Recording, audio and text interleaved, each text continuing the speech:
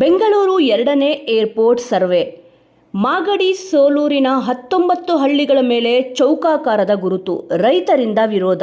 ಬೆಂಗಳೂರಿನ 2ನೇ ವಿಮಾನ ನಿಲ್ದಾಣವನ್ನು ಮಾಗಡಿಯ ಸೋಲೂರು ಬಳಿ ನಿರ್ಮಿಸಲು ಬೇಕಾದ ಅಗತ್ಯ ಸರ್ವೆ ಸಮೀಕ್ಷೆ ನಡೆಸುತ್ತಿರುವ ಅಧಿಕಾರಿಗಳು ನಿತ್ಯ ಡ್ರೋನ್ ಹಾರಿಸಿ ಚೌಕಾಕಾರದ ಬಿಳಿ ಬಣ್ಣದ ಗುರುತು ಹಾಕುತ್ತಿದ್ದಾರೆ.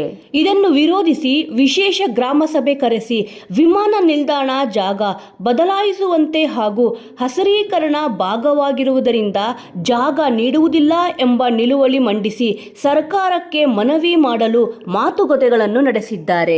ಹೌದು ವೀಕ್ಷಕರೇ, ಬೆಂಗಳೂರು ವಿಮಾನ ನಿಲ್ದಾಣದ ವಿಸ್ತರಣೆಗೆ ರೈತರ ಜಮೀನುಗಳ ಮೇಲೆ ನಿತ್ಯ ಹಾರಾಡುತ್ತಿರುವ ಡ್ರೋನ್ ಸರ್ವೆಯಿಂದ ಬೇಸತ್ತಿರುವ ಸೋಲೂರು ಹೋಬಳಿ ರೈತರಿಗೆ ಇದೀಗ ಹುಟ್ಟೂರು ಹಾಗೂ ಅನ್ನ ನೀಡುವ ಭೂಮಿ ಉಳಿಸಿಕೊಳ್ಳಲು ಪ್ರತಿಭಟನೆ ಹಾದಿಗೆ ಮುಂದಾಗಿದ್ದಾರೆ.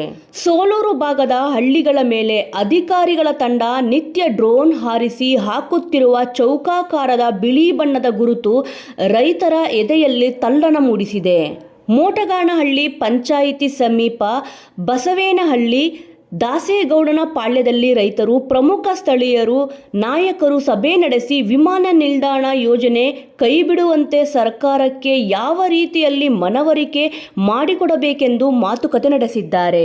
19 ಹಳ್ಳಿಗಳ ಮೇಲೆ ಚೌಕಾಕಾರದ ಗುರುತು.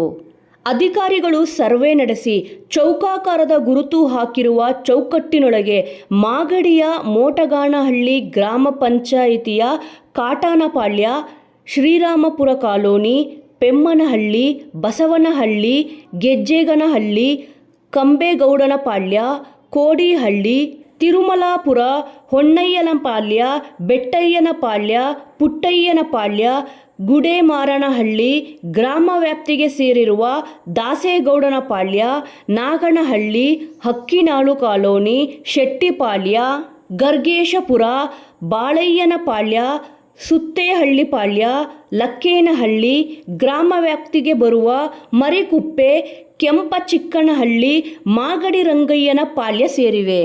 ಸರ್ವೆಯಲ್ಲಿ ಗುಡೇಮಾರನಹಳ್ಳಿ, ಲಕ್ಕೇನಹಳ್ಳಿ, ಮೋಟಗಾನಹಳ್ಳಿ 3 ಪಂಚಾಯಿತಿ ವ್ಯಾಪ್ತಿಗೆ ಅಧಿಕ ಹಳ್ಳಿಗಳು ಬರುವುದರಿಂದ 3 ಪಂಚಾಯಿತಿಗಳಲ್ಲೂ ವಿಶೇಷ ಗ್ರಾಮ ಸಭೆ ಕರೆಸಿ ವಿಮಾನ ನಿಲ್ದಾಣ ಜಾಗ ಬದಲಾಯಿಸುವಂತೆ ಹಾಗೂ ಹಸಿರೀಕರಣ ಭಾಗವಾಗಿರುವುದರಿಂದ ಜಾಗ ನೀಡುವುದಿಲ್ಲ ಎಂಬ ನಿಲುವಳಿ ಮಂಡಿಸಿ ಸರ್ಕಾರಕ್ಕೆ ಮನವಿ ಮಾಡಲು ಮಾತುಕತೆಗಳನ್ನು ನಡೆಸಿದ್ದಾರೆ. ಕರಪತ್ರ ಹಂಚಿ ಹೋರಾಟಕ್ಕೆ ಸಿದ್ಧತೆ. ರೈತರು ಮತ್ತು ಪರಿಸರವಾದಿಗಳು ಹಾಗೂ ಸಾಮಾಜಿಕ ಕಳವಳಿ ಹೊಂದಿರುವ ಹೋರಾಟಗಾರರನ್ನು ಮತ್ತು ಸ್ಥಳೀಯರನ್ನು ಹೋರಾಟಕ್ಕೆ ಸಿದ್ಧ ಮಾಡಲು ಈಗಾಗಲೇ ಕರಪತ್ರಗಳನ್ನು ಹೊರಡಿಸಲಾಗಿದೆ. ರೈತರಿಗೆ ವಿಮಾನ ನಿಲ್ದಾಣದ ಯೋಜನೆ ವಿರುದ್ಧ ಹಾಗೂ ಸರ್ವೆ ವಿರುದ್ಧ ಹೋರಾಟಕ್ಕೆ ಸಜ್ಜು ಮಾಡುವ ಕೆಲಸವೂ ಕೂಡ ಒಂದೆಡೆ ನಡೆಯುತ್ತಿದೆ. ಇನ್ನು ಮೋಟಗಾನಹಳ್ಳಿ ಮತ್ತು ಬಸವನಹಳ್ಳಿ ಭಾಗದಲ್ಲಿ ಸರ್ಕಾರದ SR ಬೆಲೆ ಎಕರೆಗೆ 15 ಲಕ್ಷ ರು ಇದೆ. ಈ ಮೂಲಕ ಕೇಂದ್ರ ಅಥವಾ ರಾಜ್ಯ ಸರ್ಕಾರ 1.3 ಅನುಪಾತದಲ್ಲಿ ಹಣ ನೀಡಿದರೂ ರೈತರಿಗೆ ಏನೇನು ದಕ್ಕದು? ಹಣವನ್ನು ಪಡೆದು ಮಾಡುವುದೇನು? ನಿಮ್ಮ ಅಭಿವೃದ್ಧಿ ನಮಗೆ ಬೇಡ, ನಮ್ಮ ಬದುಕೇ ನಮಗೆ ಸಾಕು, ಈ ಜಾಗದಿಂದ ಮೊದಲು ಕಾಲು ತೆಗೆಯಿರಿ ಎಂಬ ಮಾತು ಇಲ್ಲಿನ ರೈತರದ್ದು. ಸಾವಿರಾರು ಕುಟುಂಬಗಳನ್ನು ಸಾಕುತ್ತಿರುವ ಕೃಷಿ ಭೂಮಿ ಮೇಲೆ ಸರ್ಕಾರದ ಸ್ವಾಧೀನ ನೀತಿ ವಿರೋಧಿಸಿ ರಾಷ್ಟ್ರೀಯ ಹಸಿರು ಪೀಠಕ್ಕೆ ಕಾನೂನು ಸಲಹೆಗಾರರ ಸಹಕಾರದೊಂದಿಗೆ ಅರ್ಜಿ ಹಾಕಲು ಬಸವೇನಹಳ್ಳಿ ಮತ್ತು ದಾಸೇಗೌಡನ ಪಾಳ್ಯದಲ್ಲಿ ನಡೆದ ಸಭೆಯಲ್ಲಿ ತೀರ್ಮಾನ ಮಾಡಿದ್ದಾರೆ.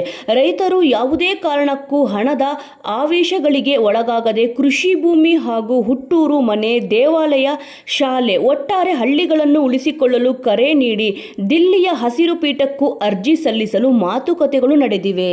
ಸರ್ಕಾರವೇನೋ 1894ರ ಭೂ ಸ್ವಾಧೀನ ಕಾಯ್ದೆ ಪ್ರಕಾರ ಸರ್ವೆ ಮಾಡುತ್ತಿದೆ, ನೋಟಿಸ್ ನೀಡುತ್ತಿದೆ. ಒಂದು ವೇಳೆ ಜಾಮೀನು ನೀಡಲೇಬೇಕಾದ ಪ್ರಸಂಗ ಬಂದರೆ 10,000ಕ್ಕೂ ಅಧಿಕ ಜನರು ನಿರಾಶ್ರಿತರಾಗಿ ಎಲ್ಲಿಗೆ ಹೋಗಬೇಕು? 19ಕ್ಕೂ ಹೆಚ್ಚು ಹಳ್ಳಿಗಳಲ್ಲಿ 15 ಹಾಲು ಡೈರಿ ಮೂಲಕ ಹೈನುಗಾರರು ಬದುಕು ಕಟ್ಟಿಕೊಂಡಿದ್ದಾರೆ. ಇನ್ನು ಹೆಚ್ಚಾಗಿ ಈ ಪ್ರದೇಶದಲ್ಲಿ ಸಹಕಾರಿ 10 ರಿಂದ 15 ಸಾವಿರ ರೈತರು ಬೆವರು ಸುರಿಸಿ ಮುಂದಿನ ತಲೆಮಾರಿಗೂ ಅನ್ನ ನೀಡಲಿ ಎಂಬ ದೃಷ್ಟಿಯಿಂದ ತೆಂಗು, ಅಡಿಕೆ, ಮಾವು, ತೋಟಗಾರಿಕೆ ಬೆಳೆ ಬೆಳೆಸಿದ್ದಾರೆ. ಅದೂ ಅಲ್ಲದೆ ರಾಗಿ, ತೊಗರಿ, ಅಳಸಂದೆ ಮುಂತಾದ ಸಾಂಪ್ರದಾಯಿಕ ಧಾನ್ಯಗಳನ್ನು ತಮ್ಮ ಭೂಮಿಯಲ್ಲಿ ಬೆಳೆದು ಹೊಟ್ಟೆಪಾಡು ನಡೆಸುತ್ತಿದ್ದಾರೆ. ಸರ್ವೆ ವ್ಯಾಪ್ತಿಯ ಒಳಗೆ ಹಳ್ಳಿ ಜನರು ಮನೆ ದೇವರಾಗಿರಿಸಿಕೊಂಡು ಆರಾಧಿಸುತ್ತಿರುವ 50 ದೇಗುಲಗಳಿವೆ. ಸರಕಾರಿ ಶಾಲೆಗಳು, ಶ್ರೀಶಕ್ತಿ ಸಮುದಾಯ ಭವನಗಳು, ಕೆರೆ, ತೊರೆ, ಹಳ್ಳಿ ಹಾದಿಗಳು, ಪೂರ್ವಜರ ಸಮಾಧಿಗಳು, ಹಳ್ಳಿ ಜನರ ಬದುಕಿನುದ್ದಕ್ಕೂ ಜೊತೆಯಲ್ಲಿರುವ ಕುರಿ, ಮೇಕೆ, ಎಮ್ಮೆ, ಕೋಳಿ, ಹಸುಗಳಂತಹ ಜಾನುವಾರುಗಳು ಸೇರಿದಂತೆ ಸ್ಥಳೀಯ ಹಬ್ಬಗಳು ಹಾಗೂ ಹಳ್ಳಿಯ ಹಸಿರೇ ನಾಶವಾಗಿ ಸಂಪೂರ್ಣ ಹಳ್ಳಿ ನಾಗರಿಕತೆಯೇ ವಿಮಾನ ನಿಲ್ದಾಣ ಜಾಗಕ್ಕಾಗಿ ನಶಿಸುವ ಭೀತಿ ಜನರಲ್ಲಿ ಹುಟ್ಟಿದೆ. ಹುಟ್ಟೂರನ್ನು ಬಿಟ್ಟು ಎಲ್ಲಿಗೆ ಹೋಗಿ ಬದುಕಬೇಕು? ಒಟ್ಟಾರೆ ರೈತರು ಪ್ರತಿಭಟನೆ ಮಾಡಿ ಭೂಮಿಯನ್ನು ಉಳಿಸಿಕೊಳ್ಳುತ್ತೇವೆ, ಸಚಿವರಿಂದ ಹಿಡಿದು ಶಾಸಕರವರೆಗೂ ಬರುವವರೆಗೂ ಧರಣಿ ಕೂರುತ್ತೇವೆ ಎನ್ನುತ್ತಿದ್ದಾರೆ ಮಹೇಶ್. ಹಳ್ಳಿಗಳ ಮೇಲೆ ಗದಪ್ರಹಾರ ಯಾಕೆ? ಬೆಂಗಳೂರಿನಲ್ಲಿರುವ ದೇವನಹಳ್ಳಿ ಸಮೀಪದ ಜಾಗವನ್ನೇ ಸರ್ವೆ ಮಾಡಿ ವಿಸ್ತರಣೆ ಮಾಡಬಹುದಲ್ಲವೇ? ಅಲ್ಲಿನ ಜನರಿಗೂ ಸರ್ಕಾರ ದುಡ್ಡನ್ನು ತಾನೇ ಕೊಡೋದು ಎನ್ನುತ್ತಿದ್ದಾರೆ BS ಗಂಗಾಧರ, VSSN ಅಧ್ಯಕ್ಷರು, ಬಸವೇನಹಳ್ಳಿ. ವೀಕ್ಷಕರೇ, ಇನ್ನು ಈ ವಿಚಾರದ ಬಗ್ಗೆ ನಿಮ್ಮ ಅನಿಸಿಕೆ ಮತ್ತು ಅಭಿಪ್ರಾಯ ಏನಿದೆ ಅನ್ನೋದನ್ನು ತಪ್ಪದೆ ಕಮೆಂಟ್ ಮೂಲಕ ತಿಳಿಸಿ.